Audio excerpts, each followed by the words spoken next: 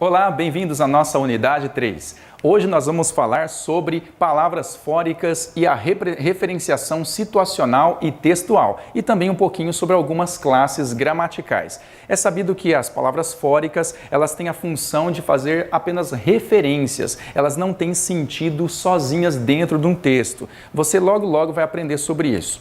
O que são palavras fóricas? As palavras que servem para evidenciar algo que já foi dito ou se pretende dizer. Você já deve ter se deparado com várias palavras num texto que sozinhas não têm sentido dentro do texto. Elas precisam apontar para outras palavras que já foram ditas ou que ainda serão ditas. Normalmente são os pronomes, mas há casos em que os advérbios também podem exercer esta função. Veja bem, dividem-se em anafóricas, que são as palavras ou termos que servem para retomar uma informação que já apareceu no texto. Por exemplo, João e Guto, apesar de serem gêmeos, são muito diferentes. Tudo bem, aqui a primeira informação, morreu o período, ponto. Olha só como eu começo o segundo período. Este é calmo e aquele é explosivo. Este quem? Aquele quem? Percebeu que estas palavras sozinhas no texto não têm sentido? Elas precisam apontar para outra palavra que está no texto, porque se não estiver, elas não têm sentido de estar ali.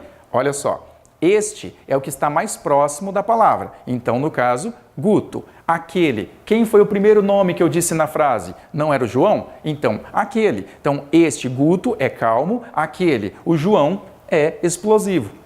Então, para você fixar o conceito, isso é um exemplo de palavras fóricas, no caso, anafóricas. Elas retomam o que já foi dito no texto. E todo texto que você for produzir, que você ler, vai apresentar de alguma forma, em grau maior ou menor, esse tipo de palavras.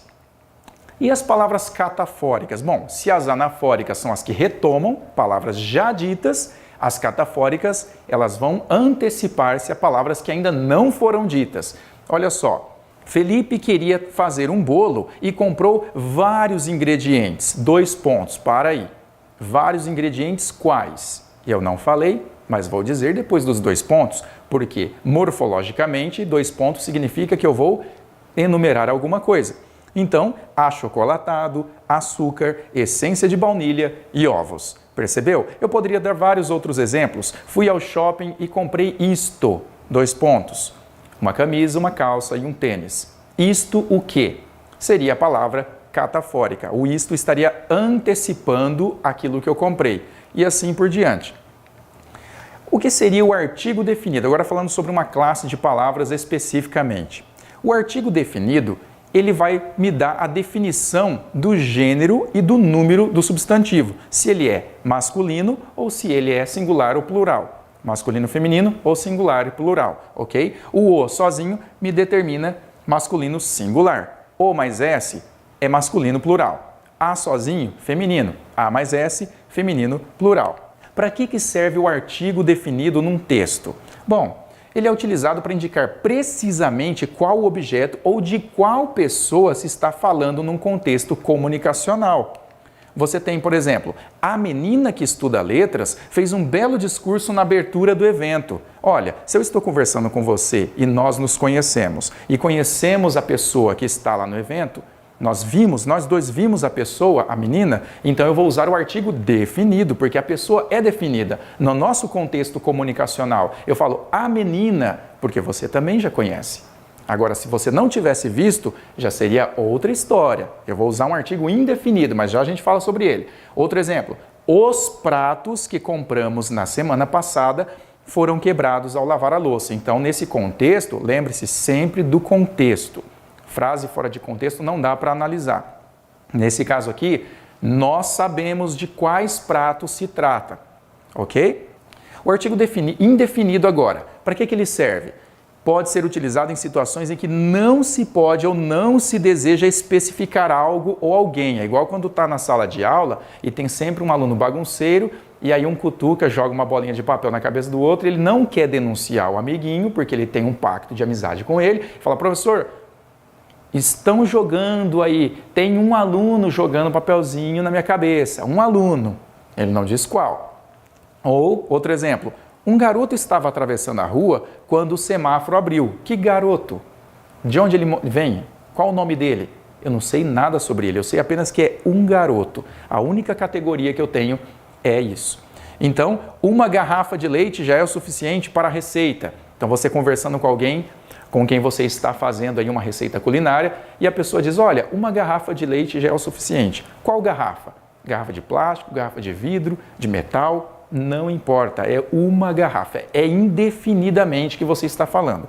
Agora, se fosse uma coisa explicitamente necessária, especificamente necessária, melhor dizendo, a garrafa de vidro que você tem aí na casa é o necessário. Então, seria artigo definido e não indefinido.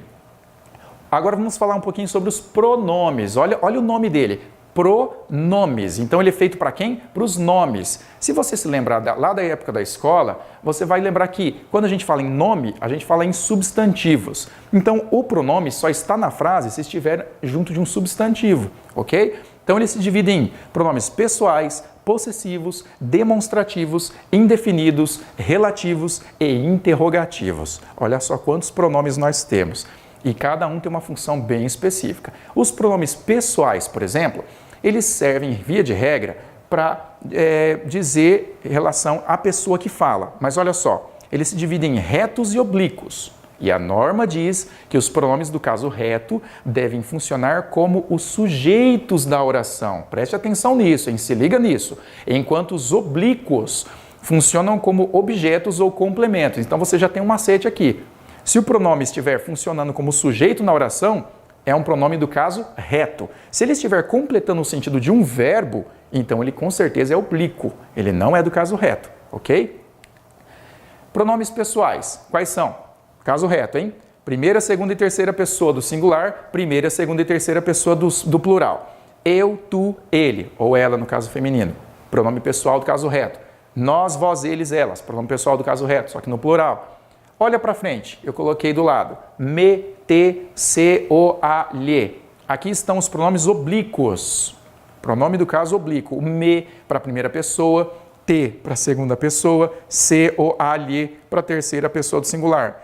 E no plural, nos, vos, terceira pessoa, se, os, as, lhes. Estes pronomes oblíquos, eles complementam verbos. Então, quando eu digo para você, você me conhece? Conhece o quê? Me. Então, esse me está completando o verbo conhece. Percebeu? Então, ele é oblíquo. Mim, comigo, ti, contigo, si, consigo. Primeira pessoa ali, ó. Mim, comigo.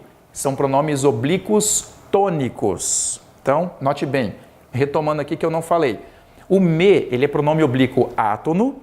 O mim, comigo, é pronome oblíquo tônico. Por quê? Na hora de falar, o som da voz sai mais forte no tônico e no oblíquo átono ele sai mais fraco. Fica no verbo o som mais forte. Então, por exemplo, esta caneta é para mim. Então, o mim saiu mais alto. Isso é tônico. Então, é pronome oblíquo tônico. Se eu digo, empresta-me uma caneta, note que o me ficou mais baixo do que o empresta. Então, se a parte mais forte, o som mais forte da frase é o empresta, que é o verbo, e o me está mais fraco, então esse me é um pronome oblíquo átono. Ele não é tônico, ele não é forte. Então, empresta-me uma caneta, átono. Agora, esta caneta é para mim. Olha, o mim saiu mais alto. Então, ele é tônico, pronome oblíquo tônico. E todos os outros, a mesma regra. Quais são os pronomes pessoais? Vamos analisar uma frase. Eu te admiro. Então, nós temos o sujeito eu, porque eu que admiro. Quem admira? Eu. Admiro quem? No caso da frase, tá um pronome como complemento do verbo. Então, o objeto te funciona, o pronome oblíquo átono te funciona como objeto. Olha que interessante. Eu estou falando de função, que já é um assunto da sintaxe, não é o nosso caso aqui, mas só para você entender que língua portuguesa não dá para separar tudo absolutamente. A gente sempre tem que misturar um pouquinho os assuntos, ok? Os pronomes pessoais, a função deles, eles também substituem os substantivos ou os determinam, e isso é importante também, e representam as pessoas do discurso. Então, pronomes possessivos referem-se às pessoas do discurso, tanto no singular, eu, quanto no plural, nós, atribuindo-lhes a posse de algo. Então, você sempre usa isso no dia a dia, meu, minha, teu, nosso, vosso, né? Vale lembrar que cada pessoa do discurso tem seu pronome possessivo específico. Mas na oralidade, muitas vezes, olha isso, há uma confusão do uso de terceira pessoa do discurso, que é o ele, ela, eles, elas, com os pronomes relativos à segunda, tu. Porque quando a gente fala tu conheces fulano, eu estou usando o verbo conhecer na segunda pessoa do singular. Tu conheces. Mas no Brasil nós não falamos assim. Nós falamos você conhece, só que você é pronome de tratamento, é um outro assunto. E pronome de tratamento a gente conjuga na terceira pessoa, embora na prática eu estou me referindo à segunda pessoa, que é o meu interlocutor, no caso seria você. Você conhece e não tu conheces. Então há uma pequena confusão que é só no Brasil que acontece, praticamente. Pronomes possessivos: meu, meus, minha, minhas, primeira pessoa, segunda pessoa, teu, teus, tua, tuas e assim por diante, no plural também, ok? Eu vejo você na próxima aula.